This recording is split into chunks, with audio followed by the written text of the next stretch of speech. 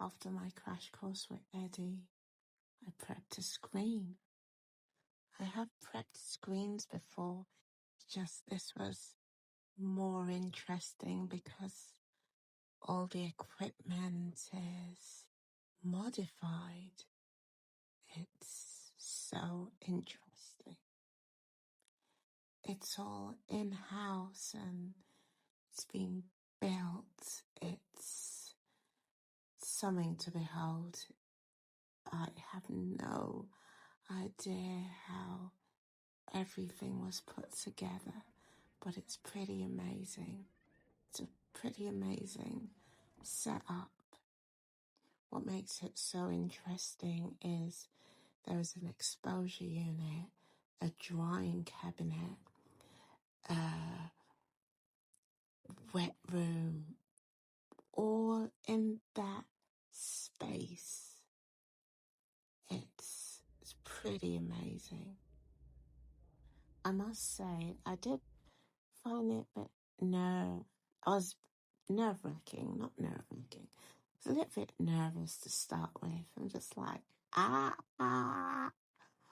hope I don't break Eddie's equipment, but I think I just got into the flow of things and it's very, very, very daunting, but quite impressed with myself. Didn't know I could pull it off. I'm just like, what? And I think Eddie trusted me way more than I trusted myself because before I started prepping the screen, I remember calling him and he said, you know what, I'm at the end of the phone if you need any help. And he didn't once call to check up on me. I'm just like, wow. This guy trusts me. He thinks I can do this. Therefore, I possibly can. I remember he said, take your time. Don't rush. Just, you've got this. And me thinking at the back of my head, have I really? And yeah, I think that's one thing. It's so easy to forget.